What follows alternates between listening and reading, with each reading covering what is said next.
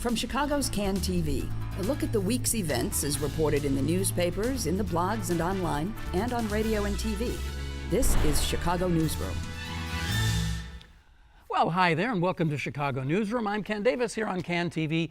Mayor Emanuel will begin his second term on Sunday in a big gala event at the Chicago Theater with music and dance and theatrical presentations, and you can still get a ticket, I understand. There probably won't be any mention of the fact that just as he takes the oath, the city of Chicago, the Chicago Public Schools, and the Chicago Park District, three entities he pretty much single-handedly controls, are thought by America's bond rating houses to be such crummy investments that they're considered junk. And remember way back in April when the mayor was attacking Chuy Garcia because he didn't have a fiscal plan? Well, now we have a full view of the mayor's plan, negotiate a deal with some smaller unions that he hopes the bigger guys will accept, then hope the Supreme Court will let him do it. And when it doesn't, well, let's just hope it all happens after the election. And it's official. The Eagle has landed. The Obama Presidential Library is going to be somewhere in a South Side park, and it could be open maybe around 2020 if all goes well, with all those community benefits negotiated. Or maybe they'll rush it into 2019 so it can be used for Mayor Emanuel's next inaugural in 2019. Anyway, by the way, I was scouring the program for Sunday's big show, and I did not see any mention of Mayor Richard M. Daley as an honored guest. I'm sure it's just an oversight. The invite's in the mail right now. On the show today, junk bonds, the right to work in Illinois, and life in general here in, may we say, Chiraq. And here to help us figure it all out, Natasha Korecki from the Chicago Sun-Times, early and often writer on things political, and I'm really glad to have you back on the show, Natasha. Thanks again. And Laura Washington back once more. Laura Washington, columnist for the Chicago Sun-Times, commentator on Channel 7. And a person who is involved in everything and has been involved in everything for many years, government and academia. Well, not everything, Ken. Just about. I get around a little bit. I actually have to tell you, I was looking through your CV the other day, and I forget. It's impossible to remember how many things you've been involved in. Trying to say I'm old? No. I'm older than you. You so, sure are. Yeah, so there you are. But we do share in common the fact that we've worked in journalism. We also worked in the mayor's press office at different times. Absolutely. You for Washington and me for RMD. So anyway, to work. Right almost as we are recording this program, there's a big debate going on in Springfield over, well, we might call it right to work.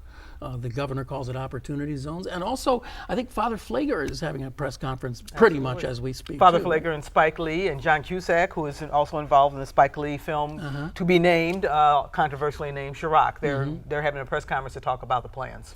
So I mean, we've got all these big things to talk about, but let's start with that. You've written about it, and I know it's been controversial, but I got to say I find myself very much in alignment with your view on this, that we'll probably benefit from having Spike Lee's cameras come to Chicago and have his perspective put on this. And if it makes us look bad, well, so what? Well, no one complained when CNN came in and did Chicagoland. People complained about the rosy portrait that the mayor managed to convince CNN to paint. Right. But I think national publicity is always good. You know what they say, just spell my name right. And if our name is spelled Chiraq, so be it. We have a major violence problem in the city. It's not a secret. There's been plenty of media coverage about it in the past. But what I like is Spike Lee's angle on black crime, because I think that's something that has been underreported and has not been discussed enough. This is not about outsiders coming in and destroying our communities. We, in many ways, African Americans, are hurting our own communities with the violence, and I think that's what Spike Lee wants to focus on. Yeah. It's interesting to me because, I don't know, I just looked at the numbers as of this morning with, 2 killings yesterday. I think we're up to 786 shootings in Chicago so far this year, 118 people dead. And we all know that the predominance is among African Americans. That's who the victims are. So, and that's who the perpetrators are. And that's who the perpetrators are. So, it's probably not a bad thing to have a guy with Spike Lee's credentials to come in here and take a look at us. Yeah, Spike Lee, he knows these communities. He's pointed out himself. He's from Brooklyn. He's been in New Orleans and has done films down there as well. He understands the issues, and I think he's going to be sensitive, and he certainly is pro-African American. I don't see him coming in and trying to do a hatchet job. Right. But I think that we need to have some conversations. We've tried everything. violence in the city of Chicago is not new to this year or last year or the last several years. This has been something that I grew up with in Chicago. So if this is a different kind of conversation we can have, if we can shed some light on it in a different way, why not? I think it will also, I mean, even with Chicagoland, as rosy as a picture that it arguably painted, I think it did end up opening some people's eyes, because it did take you into some of these neighborhoods that I think if you're in Chicago, it is so segregated. You're on the northwest side, you're downtown, you're in River North. There's this background, there's shootings, it's somewhere else. It's somewhere far away. It has nothing to do with me. And when those cameras go in there and really just expose all of that, and it's not just, the crime scene tape and the 30 seconds you get on TV, but it's really going into those neighborhoods and saying, this is part of you, this is part of Chicago. And I think it will really open people's eyes in the city. I think they will be able to see what's happening. Absolutely, and Inglewood is a neighborhood that Spike Lee is going to focus on, and that is a neighborhood that has been done to death in the media, but in a very stereotypical way. It's the reporters and present company excluded tend to parachute in when there's a crime, when there's bad news, and you really don't get a full portrait, the kind of portrait that you're talking about of this neighborhood, and I think you're going to get that with a feature-length film like what Spike Lee is talking about. It's really apropos of almost nothing, but as I was looking at the various news organizations have the maps, the interactive maps, and I was thinking about how interesting it is that I live less than a mile from the point at which all the dots are. You know what I mean? I live outside of it, but you mean the crime? Yeah, I mean where all the shootings have been. I live outside of it, but I live so little far away from where it is, and this is the story of Chicago. It doesn't affect me directly too much, but it's so close and it is so horrific. And I like the idea of somebody coming in and make a film. And it absolutely does affect you. I mean, in every way. The costs of crime, in terms of crime prevention, in terms of police services, in terms of what City Hall has to put into the energy in this, in terms of hospital care. All of these things really matter, and we should care. And just because it's outside of our view doesn't mean it's not impacting our lives. So what are they going to do at this press conference today? Predict for us, because the people who are watching have already seen it. I think as I said, there's a lot of controversy around the name of the proposed name of it, and Alderman Will Burns has actually threatened to withhold a tax credit, $3 million tax credit that Spike Lee supposedly wants to get because of the name. So I suspect that Lee is going to probably try to address some of those issues. Yeah, we've seen that kind of thing happen before, haven't we? Where aldermen who want to protect our morality will withhold money or something and trample on the First Amendment because it's really important for people not to have to be exposed to these terrible things. Well, and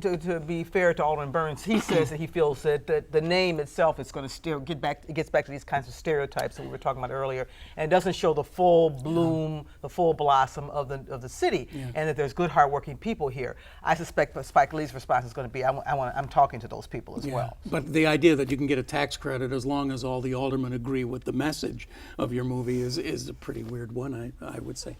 So shall we transition into the elephant in the room here? We've got all of the rating agencies downgrading Chicago, Moody's the worst, all the way down to, what is it, BA3, I think it's called, right? The junk bond status.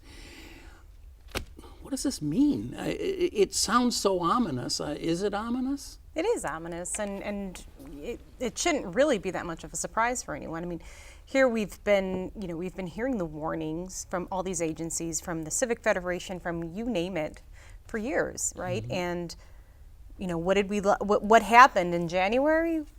The state legislature, with the governor's approval, allowed this income tax increase to roll back. So now we're in a much bigger hole. So we don't have revenue. I mean, we're seeing all kinds of studies that are showing property taxes are among the lowest for residential in the city. We're seeing that state income tax is we have a flat tax. We're one of the few states with a flat tax. I mean, there's all kinds of just structural issues with how we tax in the state, and it's caught up to, besides the big pension issues that we've talked about forever, which is politicians not, borrowing from those funds, not making their payments, getting the pension holidays, and that has been going on for decades. And it's finally caught up with them. You have a Supreme Court. Now you have the Supreme Court saying, pay. You have to pay up. You can't keep doing this. You can't find a way around it. Pay. And in fact, since we've been waiting to hear from the Supreme Court, all the legal experts from the very beginning, the reading of the Constitution says that this is not going to fly. Right. Since we've been waiting for the answer that we already knew we were going to get, there's been several billion more dollars that we're in the hole now because of this. And now there's still people in the legislature, John Cullerton, others, who are talking about going back in with another plan that they want to push on the question of constitutionality, which would put us back into another conversation with the courts that would take us a couple more years that we don't have. This gets really complicated and out in the weeds, but there are also the unions that the mayor had negotiated with in Chicago, and they too now are going to try to run all the way back to the Supreme Court, right? They're saying this deal that the mayor did with us that we signed off on is the Supreme Court says, you can't abrogate pensions, so therefore we're going to take it. We're going to take it to court too. So everybody wants to go to the Supreme Court, but the thing that's so interesting about the Supreme Court is how incredibly unequivocal it was. I mean, Republicans, Democrats, downstate, upstate. No, you cannot do this. So, don't ask us again. You can't do this. They made it very clear, and they made it what they made crystal clear was that lawmakers put themselves in this position. Right. They did this to themselves. And so to ask unions now to, union members to pay the price for their mistakes was just wrong. And I think that with the messaging we'd been getting for so long, for certainly through the governor's race, is, these gold-plated pensions, these unions, they get paid too much, and they would show the most, and there's corruption just like everywhere else, and there was a lot of it was breeding a lot of hatred or just discontent among against unions among regular taxpayers who say, well, I don't get paid that. Yeah, you're right. I don't get a pension. You shouldn't either. And it changed it. So now the Supreme Court's kind of swinging back and saying, no, these are the decisions that were made by lawmakers. And, they didn't make the difficult decisions of raising taxes as they needed to. I mean, arguably the property tax in Chicago should be raised every year, right? To pay for that could get into a whole other discussion here. But it's refreshing to have this conversation because I get so tired of the constant drumbeat of we pay too much taxes. We are a tax and spend state and everything. We had Ralph Martier on the show, and he'll devastate those numbers for you in about 5 minutes. We are like 35th or something in total taxing, but it's the structural issues, as you say. It's the flat taxes and so forth. Now I don't know. I dragged some numbers back out from a previous show, but the Illinois tax rollback for a person with an individual who is employed and getting $50,000 a year, a decent salary, it's about $17 a week that went back into your paycheck. Now, I know that's money, it's real money, but we all spend $17 a week on things that we probably shouldn't spend it on, and maybe we ought to spend it on mass transportation and city services and all the things that that we demand that we demand of our government. So, although politicians are just not willing, they don't have the courage to step forward and do that. Here we are, even during the whole mayoral campaign, you knew that a tax increase was coming. No one wanted to talk about it. The mayor did not want to talk about it. And now we're a month out, and he still is playing games with he's basically saying that's a tax increase is going to be our last resort. As you say, the Ralph Materials of the world have done the numbers. There's no way we can even survive. Even with a bankruptcy without some kind of a tax increase. So are we at like the second to last resort now? What resort are we at? That's what I want to know. Well, and I feel like the mayor during the during the election and then now, oh, we have to get a casino. Well, the casino. I mean, you look at the numbers for the casino. It's not the revenue is not going to be. It's not going to solve the problems by any stretch of the imagination. Yeah, it could help, and yeah, it could. Chris Fresco from the Sun-Times did a really nice analysis that showed the amount of money arguably going out to Hammond that maybe that Chicago could capture, but. If you talk to Lawrence Massal and those types of people, they'll say casinos are distractions. That's not addressing our issues right now, and that's what we need to do. If you look at the revenue, I mean, and arguably, if you put a casino in Chicago, it could draw from other, it could end up cannibalizing other. Sure.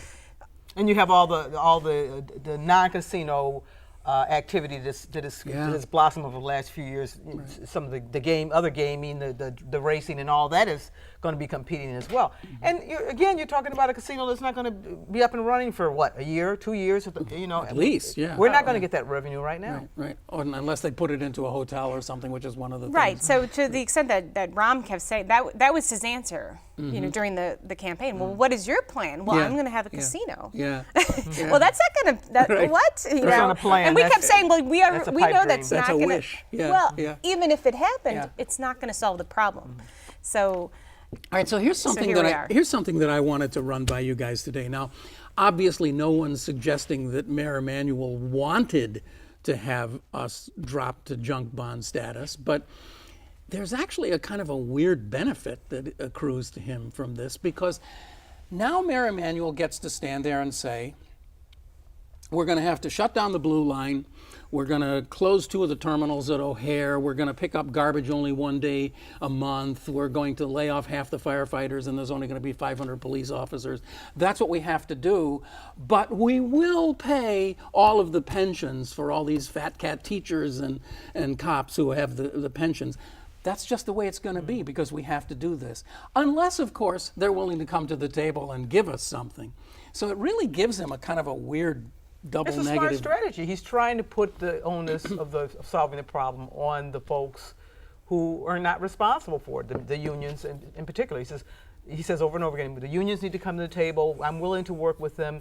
We have a dire situation here. So it's up to you to solve the problem. And in fact, just this week in an interview, he wouldn't even rule out bankruptcy for the city. I know. I don't believe for a minute that this man wants to have the city go bankrupt under his watch. Right. But this again is sort of this doomsday rhetoric to try to pressure the folks on the other side of the table, and also to create this alarmist environment in the city of Chicago, so that he can maybe come in and ride in on the white horse and be the hero. It really does seem like the doomsday rhetoric has just inched up and inched up and inched up as the results haven't come in. I mean, he thought in the first 2 weeks he's going to just come in and smack around the cops and the firefighters and the teachers, and that's going to solve the problem, and it didn't, and so now and the thing is, even if they come to the table and they do negotiate and concede, give some concessions, it's still not enough. He has to raise taxes. And I think everyone knew that. During the election, he kept pushing it at Chewy, but we knew that whoever was elected, your property taxes are going to go up. And maybe having the Supreme Court in a clear and unequivocal voice say, the lawmakers are to blame. You guys did this. It's nobody else. You guys did this. I don't think they heard him. No, well, I don't think they heard him. Well, they're not talking about that in Springfield today. They talk about everything. They're talking about right to work. Right. They're talking about they haven't even really resolved the current budget. Yeah. So I don't think they got the message yet. Well, again, another one of these just weird moments where we're as we're taping our show, these 2 things are going on, and one of them is that in Springfield, our governor, who has the answer to every problem, which is it's the unions, he's going to solve the problem by creating opportunity zones, which is other people call them right to have your salary reduced zones. But you've written about this a lot, Natasha. Yeah, so he's, there's been a lot of consternation in Springfield by lawmakers who say, well, wait a minute, he was supposed to be this fiscal genius. He's a CEO who's so successful. He's going to come in and solve all our problems. And wait a minute, where is he? He's a businessman. He's going on tour and talking about stuff that's not going to do anything to balance the ledger. it's not doing anything to save money here. I mean, he would argue, of course, that, well, it does in the long term because it's going to grow business, it's going to create a better economic climate for business in Illinois. Well, you know, if you go to Indiana, if you go to Wisconsin, or any of the states around us, they're all screaming the same thing, you know. They point to the other state. They point that our taxes are the high. Wisconsin, which Rauner points to all the time, they have a graduated income tax there. So they have the benefit of capturing a heck of a lot more money than we do here. But they're still having to close schools, and there's a whole mess going on in Wisconsin too, where where his mentor is. But one of his mentors. So right to work. So what Mike Madigan did was say, okay, fine, you're going to keep talking about right to work. Let's call it for a vote. And so. And that's a fascinating Madigan strategy. He's basically stealing Rauner's strategy and enforcing not so much Rauner, but his legislators to vote on it, particularly Republican legislators. He's putting really everyone on the spot. I think one of the best games for all of us political animals over the last 6 months has been this speculation about what's going to happen between Rauner and Madigan. These two, lions in the same cage. What are they going to do? And I think we're now starting to see it. Although of course Madigan is hard to figure sometimes. Well, it seemed like it was going just pretty well, right? They came up with this $1.4 billion agreement to fill last year's budget. Right. Everyone said, "Wow, let's see more of this." They got together. And then a couple weeks later, Governor Rauner's team on Good Friday cut $26 million in social services. Right. And after Mike Madigan on the House floor said, autism won't be cut, social services won't be cut. We saved this, and this. Right. And then they came and did this. So pretty amazing. It just crumbled. And some people are saying that it's possible that Rauner has surrounded himself by so many people who are just not from Illinois, who are not paying attention to things like, okay, the speaker said this on the House floor, so you might not want to target those programs because it's going to just completely dissolve whatever goodwill you've created together. And ever since that point, you've kind of just seen this complete downward trajectory between the two of them. Well, I think what it shows is Rauner's lack of political experience, which is something we should have expected. Yes, as you say, he's a very successful businessman. Yes, he's created companies. Yes. But he had zilch political experience coming in here, and you want to come in and run a state like Illinois. I'm sorry, go ahead. That puts you in a world of hurt if you don't have that kind of experience. I was just going to say, you had that great quote from, was it Lou Lang, who said that he doesn't get it. He just looks at us as though we're just like his middle managers. We are elected officials, but he's telling us, just go do this. Right. This is what I want. So how do we get to this point? And that's how. Of course, it's a lot of Democrats who are saying that, though, if you talk to Republicans off the record, a lot of them are complaining about the same thing, about the right to work being a distraction. They want to get rid of it. They're almost happy this vote is happening because they just want it out of the way so they can move forward. And they'll just vote present, I guess, and let it go, Yeah, right? some of them might take a little walk. They'll be sick today. Yes. And the unions are saying, well, we're going to watch. If you're anything but a no vote, we're not supporting you. And a handful of Republicans, that really bothers them. That really, so, Rauner had to sort of just kind of rally them and say, look, we have to stand together because this is not a real bill. This is Mike Madigan trying to be Mike Madigan. Right. So we can't walk out of here today without talking about the Obama Library. I mean, this was the big news until all this other stuff overwhelmed it. Well, it wasn't really big news, and we've known about this for weeks. It was the big headline. How's that? Well, would you will accept that? It was the headline. So guess what? They chose Chicago, but I'm curious about now. Maybe this is just me being weird, as I often am about these things.